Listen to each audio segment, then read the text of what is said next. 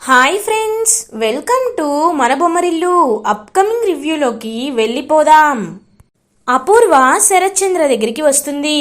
భవా అని శరత్చంద్ర వైపు చాలా ప్రేమగా చూస్తూ, బావా నేను చేస్తుంది తప్పేనని నాకు అర్థమవుతుంది బావా, కానీ నేను ఏది చేసినా నీకోసమే చేస్తాను. ఆ భూమి ఈ ఇంటి వారసురాలు అవ్వకూడదు.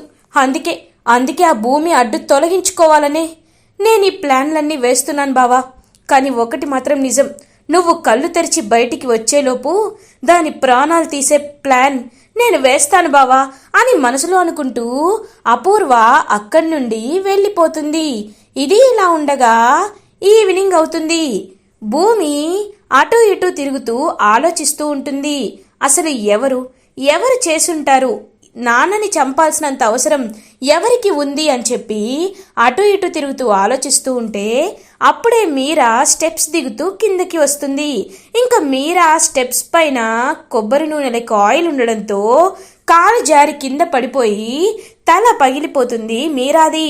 ఒక్కసారిగా భూమి అయ్యో అత్తయ్య అని చెప్పి మీరా దగ్గరికి వెళ్తుంది. ఇంక ఇదంతా దూరం నుండి అపూర్వ గోరింటాకు పిన్ని గమనిస్తూ ఉంటారు. అయ్యో పాపం అత్తయ్య పడిపోయారని చెప్పి ఇంకా వెంటనే పాపం భూమి అయితే అందరినీ పిలుస్తూ ఉంటుంది. ఇంకా బిందు అయ్యో అమ్మని హాస్పిటల్కి తీసుకువెళ్ళాలి అని అంటుంది. బిందు నువ్వు ఇక్కడే ఉండు, నేను అత్తయ్యని హాస్పిటల్కి తీసుకువెళ్తానని చెప్పి ఇంకా కార్లో హుటాహుటిన బయలుదేరుతుంది భూమి మీరాని తీసుకొని. ఇదంతా దూరం నుండి చూస్తున్న అపూర్వ గోరింటాకు పిన్నితో మాట్లాడుతూ ఉంటుంది. ఇప్పుడు అది నా పద్మవ్యూహంలో చిక్కుకుంది పిన్ని. ఇప్పుడు చూడు నేను ఏం ప్లాన్ వేశాను. ఇదంతా నేను చేసింది అది బయటికి వెళ్ళాలని నాకు తెలుసు. మీరాకి ఏదైనా అటాక్ చేస్తేనే అది బయటికి వెళ్తుందని. ఇప్పుడు దానికోసం రౌడీలు ఎదురు చూస్తూ ఉంటారు. ఇవాళ ఆ రౌడీల చేతిలో భూమి ప్రాణాలు పోవడం ఖాయం అని చెప్పి ఇంకా ఎంతో హ్యాపీగా ఫీల్ అవుతుంది అపూర్వ. ఇది ఇలా ఉండగా గగన్ మనసేమీ బాలేదు అని బాధపడుతూ ఉంటాడు. గగన్ వాళ్ళ ఫ్రెండ్స్ అందరూ రేయ్ మనసు బాగోకపోతేనే చిల్ అవ్వాలి, రా వెళ్దామని చెప్పి ఇంకలా గగన్ని పబ్కి తీసుకువెళ్తారు వాళ్ళ ఫ్రెండ్స్. సో గగన్ పబ్లో ఇంకా లైక్ డ్రింక్ చేస్తూ అలా ఎంజాయ్ చేస్తూ ఉంటాడు. అదే పబ్కి కరెక్ట్గా నక్షత్ర కూడా వాళ్ళ ఫ్రెండ్స్తో వస్తుంది. ఇంకా గగన్ని చూస్తుంది. హాయ్ బావ ఇక్కడున్నాడే, కానీ నేను కనిపెడితే బావా నన్ను చీదరించుకుంటాడు అని బాధపడుతూ ఉంటుంది నక్షత్ర. ఏంటి నక్షత్ర, మీ బావ అక్కడే ఉన్నాడు కదా, వెళ్ళి మాట్లాడు, మాకు కూడా పరిచయం చేయి అని అంటారు వాళ్ళ ఫ్రెండ్స్. పరిచయం చేయడం కాదు, నా బావని నా వెంటే తిరిగేలా ఇప్పుడు నేను చేస్తాను కదా అని వెయిటర్తో ఏదో మాట్లాడుతుందనమాట నక్షత్ర. ఇంకా వెయిటర్ ఓకే అని చెప్పి గగన్కి సర్వ్ చేసే డ్రింక్లో మత్తు మందుని కలిపేస్తాడు. ఇంక పాపం గగన్కి తెలియక ఆ డ్రింక్ని కన్జ్యూమ్ లైక్ తాగేస్తాడనమాట. ఇంకా అలా దూరం నుండి చూస్తూ నక్షత్ర, బావా నువ్విప్పుడు ఆ డ్రింక్ తాగావు కదా, 10 నిమిషాల్లో నీకు కళ్ళు తిరుగుతాయి. తర్వాత నీకు చుట్టూ ఏం జరుగుతుందో తెలీదు. ఆ తర్వాత నేను నీ దగ్గరికి వస్తాను, నీతో క్లోజ్గా ఫోటోలు తీసుకుంటాను, ఈ ఫోటోలు అందరికీ చూపిస్తాను, నన్ను పెళ్లి చేసుకుంటావా లేదా అని బ్లాక్మెయిల్ చేస్తే ఖచ్చితంగా నువ్వు నన్ను పెళ్లి చేసుకుంటావు. నాకు నీ గురించి తెలుసు బావా అని ఎప్పుడెప్పుడు గగన్ ఇంకా స్పృహ కోల్పోతాడా అని వెయిట్ చేస్తూ ఉంటుంది నక్షత్ర. ఇది ఇలా ఉండగా భూమి మీరాని తీసుకొని కార్లో హాస్పిటల్కి బయలుదేరుతుంది. అప్పుడే ఒక కార్ నిండా రౌడీలు వచ్చి ఇంకా కార్కి అడ్డుగా నిలబడతారు. ఏయ్ ఎవర్రా మీరు అని అడుగుతుంది భూమి. ఏయ్ రా అని చెప్పి ఇంకా భూమిని ఆ రౌడీలైతే లాక్కు వెళ్తూ ఉంటారు. ఇంకా భూమి వదలండి అని చెప్పి గట్టిగా అరుస్తూ ఉంటుంది. అయినా వదలకుండా ఇంకా భూమినైతే గట్టిగా పట్టుకొని కార్ ఎక్కిచ్చేస్తారనమాట రౌడీలు. ఇంకా మీరా పాపం అలా కార్లోనే స్పృహ కోల్పోయి తలకి దెబ్బ తగిలి ఉంటుంది. డ్రైవర్ మాత్రం మీరాని స్పీడ్గా హాస్పిటల్కి తీసుకువెళ్తాడు. భూమిని వ్యాన్లో తీసుకువెళ్తూ గట్టిగా నోరు మూసేసేసరికి భూమికి ఒక ఐడియా వస్తుంది. వెంటనే తన తలలో ఉన్న హెయిర్ పిన్ని తీసి ఒక రౌడీ కళ్ళలో గుచ్చేస్తుంది భూమి. ఒక్కసారిగా వాడు ఆ అని చెప్పి గట్టిగా అరుస్తాడు. ఇంకా అలా అది తీసుకొని డ్రైవర్ కళ్ళల్లో గుచ్చేసేసరికి వాడు కారు ఆపేస్తాడు. ఇంకా వెంటనే కారు దిగి పరిగెత్తుకుంటూ బయటికి వెళ్ళిపోతుంది భూమి. అలా ఆ రౌడీల నుండి తప్పించేసుకుంటుందన్నమాట భూమి.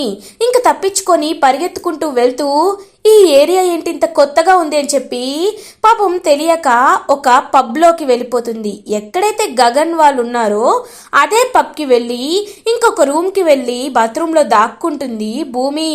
కరెక్ట్గా అప్పుడే గగన్ ఆ డ్రింక్ తాగి 10 మినిట్స్ అవడంతో గగన్కి అంతా మత్తుగా అనిపిస్తూ ఉంటుంది. ఇంకా గగన్ అలా పడిపోబోతూ ఉంటే వెయిటర్ పట్టుకుంటాడు. వెంటనే నక్షత్ర అక్కడికి వచ్చి తను మా బావే, నేను తన్ని సేఫ్గా తీసుకువెళ్తాను, మీరు వెళ్ళిపోండి అని చెప్పి నక్షత్ర కావాలనే గగన్ని రూమ్కి తీసుకువెళ్తుంది. ఇంకా రూమ్కి తీసుకువెళ్ళి బెడ్పై పడుకోబెట్టి, బావా నాకు గోల్డెన్ ఛాన్స్ దొరికింది, ఇంక నిన్ను నా మెల్లో తాలి కట్టించుకునేంత వరకు వదిలిపెట్టను కదా అని చెప్పి ఇంకలా నక్షత్ర అయితే ఫోటోలు తీసుకుందామని దగ్గరగా వెళ్తూ ఉంటే అప్పుడే కరెక్ట్గా అక్కడే ఉన్న భూమి తలుపు తీసుకొని వచ్చి ఇదంతా చూస్తుంది. చూసి ఒక్కసారిగా షాక్ అయిపోతుంది. ఇంకా అలా నక్షత్ర గగన్ దగ్గరికి వెళ్తుంటే గగన్ దగ్గర నక్షత్రని గట్టిగా తోసేస్తుంది భూమి. ఒక్కసారిగా నక్షత్ర షాక్ అయిపోతుంది. హేయ్ ఎవరే నువ్వు అని అరుస్తూ ఉంటుంది. చీకటిగా ఉండేసరికి భూమి ఫేస్ అయితే నక్షత్రకి కనిపించదు. ఇంకా భూమి గగన్ని తీసుకొని పాపం అలా పరిగెత్తుకుంటూ వెళ్ళిపోతూ ఉంటుంది. హేయ్ ఆగవే ఆగు, మంచి అవకాశం, ఎవరు చెరగొట్టారు, ఎవరై ఉంటారు, ఎవరే నువ్వు అని గట్టిగా అరుస్తూ ఇంకా మిస్ అయిపోయిందని చెప్పి అక్కడి నుండి వెళ్ళిపోతుంది నక్షత్ర. ఇది ఇలా ఉండగా భూమి గగన్ని తన ఇంటికి తీసుకువెళ్తుంది. ఇంకా అలా తన భుజంపై నిద్రపోతున్న గగన్ని చూసి ఒక్కసారిగా శారద షాక్ అయిపోతారు. నాన్న గగన్, భూమి ఏంటమ్మా ఇది, ఏమైంది గగన్కి అని అడుగుతారు శారద. ఆంటీ అదంతా నేను రేపు చెప్తాను, మీరు గగన్ గారు స్పృహలోకి వచ్చిన తర్వాత నాకు కాల్ చేయండి, నేను ఇంటికి వచ్చి గగన్ గారితో చాలా డీటెయిల్డ్గా మాట్లాడాలి, సరేనా ఆంటీ? నాకు టైం అవుతుంది, నేను వెళ్తాను, ఆయన్ని జాగ్రత్తగా చూసుకోండి అని చెప్పి భూమి అక్కడి నుండి వెళ్ళిపోతుంది. ఇది ఇలా ఉండగా కృష్ణప్రసాద్ని పోలీస్ స్టేషన్కి తీసుకువెళ్తుంది కదా ఏసీపీ నయని. చెర్రీ కూడా పోలీస్ స్టేషన్కి వస్తాడు. ఏసీపీ గారు, మీరు మా నాన్నని ఇంట్రోగేట్ చేస్తారని తీసుకువెళ్లారు, ఇప్పుడు టైం 11:30 అవుతుంది, మా నాన్నని ఇంకా మీ పోలీస్ స్టేషన్లో ఎలా ఉంచుతారండి అని అడుగుతాడు చెర్రీ. ఓ, తండ్రి కోసం అండగా నిలబడ్డానికి కొడుకు కూడా వచ్చాడా, రా కూర్చో అని అంటుంది నయని. ఇంకా చెర్రీ కూడా కృష్ణప్రసాద్ పక్కన కూర్చుంటారు. చూడండి, నా మెయిన్ సస్పెక్ట్స్ మీ ముగ్గురే, నువ్వు, నీ పెద్ద కొడుకు, నీ చిన్న కొడుకు, మీ ముగ్గురికే శరత్చంద్రని చంపాల్సిన అవసరం కానీ అవకాశం కానీ ఉంటుంది. చెప్పండి, ఇవాళ ఎందుకు శరత్చంద్రపై అటాక్ చేశారు అని అడుగుతారు నయని. మేడం, అటాక్ చేయాల్సిన అవసరం నాకు లేదు మేడం. చూడండి, ఆ రోజు ఏం జరిగింది అంటే, నేను కృష్ణప్రసాద్ శరత్చంద్ర గారితో మాట్లాడడానికి వెళ్ళాను. భూమిని ఎందుకు బయటికి పంపించేశారని గట్టిగా అడిగాను. అయినా ఆయన నా మాట వినకపోయేసరికి ఆయన్ని బలంగా తోసేశాను. అప్పుడు నా చేతికి దెబ్బ తగిలింది, అంతే, అంతకుమించి నాకేమీ తెలీదు అని అంటారు కృష్ణప్రసాద్. ఓ, అందరి ముందు బయటికి రాని నిజం ఇప్పుడు బయటకు వచ్చింది. ఈ రోజంతా ఇక్కడే ఉంటే మిగిలిన నిజాలన్నీ చెప్పేస్తారు. చూడండి, మీరిద్దరూ ఇంట్లో ఉన్నప్పుడే ఇలాంటి అటాక్స్ అని జరుగుతున్నాయి, కాబట్టి రోజంతా మీరు ఇక్కడే ఉండండి. రేపు పొద్దున్న వరకు ఏ అటాక్ జరగకపోతే అప్పుడు మీరే నన్ను కన్ఫర్మ్ చేస్తా అని ఏసీపీ నయని అక్కడి నుండి వెళ్ళిపోతుంది. ఇది ఇలా ఉండగా మార్నింగ్ అవుతుంది. భూమి అపూర్వ దగ్గరికి వస్తుంది. అపూర్వ, ఏయ్ ఏంటి ఏంటి అలా చూస్తున్నావు? అయినా నిన్న అపూర్వ నువ్వు హాస్పిటల్కి తీసుకువెళ్ళలేదంట కదా, అంతా నీకు ఎక్కువైపోయిందా పొగరు అని అంటుంది అపూర్వ. నా పొగరు ఎంత ఎక్కువైందో మీకు డీటెయిల్డ్గా చెప్పాలనుకుంటున్నాను పిన్ని. రా లోపలికి రా, ఇక్కడ కాదు, నీతో పర్సనల్గా మాట్లాడతాను, లోపలికి రా అని చెప్పి ఇంక అపూర్వని లోపలికి తీసుకువెళ్తుంది భూమి. నక్షత్ర, హేయ్ ఆగు, నీతో మాట్లాడాలి అని అంటుంది నక్షత్ర. నేను నీ గురించే ఎదురు చూస్తున్నాను చెల్లి, నువ్వు కూడా రా, నీతో కూడా మాట్లాడాలి, రండి రండి అని చెప్పి ఇంకిద్దరిని లోపలికి తీసుకువెళ్తూ ఉంటుంది భూమి. అమ్మాయి నేను కూడా వస్తాను అని అంటుంది గోరింటాకు పిన్ని. నువ్వు వద్దులే పిన్ని, పెద్దదానివి, నువ్వు బయటే ఉండు, తర్వాత నిన్ను పిలుస్తానని చెప్పి లోపలికి వెళ్ళి పడేలని చెప్పి డోర్ వేసేస్తుంది భూమి. ఇంకా అపూర్వ నక్షత్ర ఇద్దరు చూస్తూ ఉంటారు. ఏంటి డోర్ వేసావేంటి అని అడుగుతుంది అపూర్వ. ఇంక అపూర్వ దగ్గర వరకు వచ్చి నక్షత్ర వైపు చూసి నక్షత్ర చెంప పడేలని చెప్పి కొడుతుంది భూమి. హేయ్, ఎంత ధైర్యమే నీకు, నా కూతుర్ని కొడతావా అని అంటుంది అపూర్వ. అపూర్వ చెంప మీద కూడా పడేలని కొడుతుంది భూమి. ఒక్కసారిగా అపూర్వ షాక్ అయిపోతుంది. మీకు ఇలా కాదు అని ఇంకా తన చేతిలో కారం తీసుకొని ఇద్దరి కళ్ళల్లో కొడుతుంది భూమి. ఇంకా కారం కొట్టేసరికి నక్షత్ర అండ్ అపూర్వ ఇద్దరు ఆ మంట మంట అని చెప్పి అరుస్తూ ఉంటారు. హేయ్, ఇంకొకసారి నోరు తెరిచి మంట అన్నారో ఇంకొంచెం కారం మీ నోట్లో కొడతా. నేను చెప్పేది వినండి, వినండి. ఏంటి, దీనికి ఆంబోతంత వయసు వచ్చింది, కనీసం పరాయి మగవాడు దీన్ని ఇష్టపడట్లేదని తెలిసినా బలవంతంగా ఎలాగొకలా తాళి కట్టించుకోవాలనుకుంటున్నావు, నీకు సిగ్గులేదా అని అడుగుతుంది అపూర్వ ముందే నక్షత్రని భూమి. అంటే అంటే నిన్న అని అంటుంది. అవును, నువ్వు గగన్ గారితో అసభ్యంగా ప్రవర్తిస్తుంటే నీ నుండి ఆయన్ని కాపాడి నేనే తీసుకెళ్లాను. నీ గురించి పక్కన పెడతాను.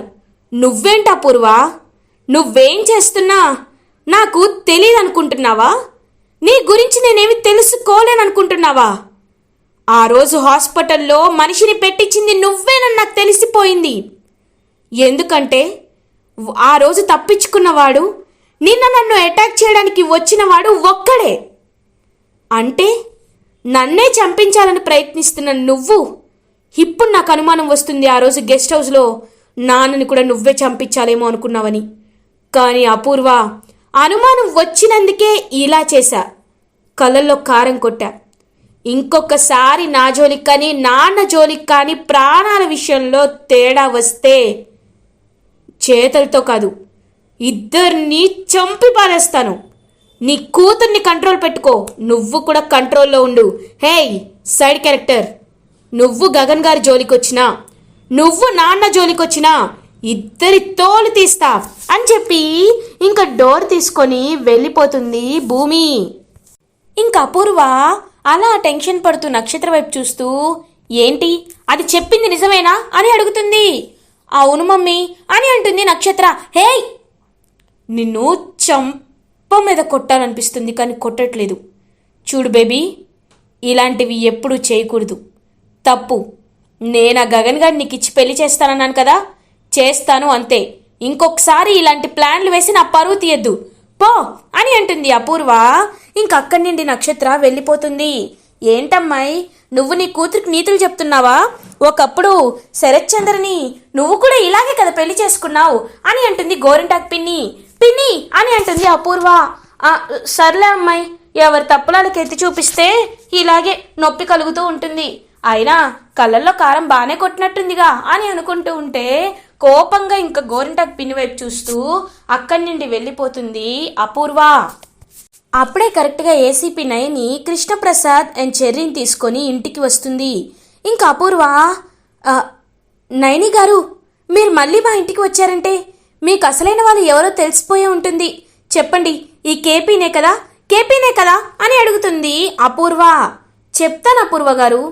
రాజేంద్ర, హ్యాండ్ కఫ్స్ వేయ్ అని అంటారు. ఓకే మేడం అని చెప్పి ఇంకా చేతి బేడీలు, సంకెళ్ళు, హ్యాండ్ కఫ్స్ వాటిని తీసుకొచ్చి అపూర్వకి వేస్తారు ఎస్ఐ. ఒక్కసారిగా అపూర్వ షాక్ అయిపోతుంది. ఏంటి, నాకెందుకు వేస్తున్నారు అని అడుగుతుంది అపూర్వ. ఇంకా భూమి కూడా అలా షాక్లో చూస్తూ ఉంటుంది. ఎందుకంటే ఈ కథంతా నడిపించిన అసలైన హంతకురాలు మీరే కాబట్టి అపూర్వ అని అంటుంది నయని. ఒక్కసారిగా ఫ్యామిలీ మెంబర్స్ మీరా, కృష్ణప్రసాద్, చెర్రీ, భూమి అందరూ షాక్ అయిపోతారు. నేను అని అంటుంది.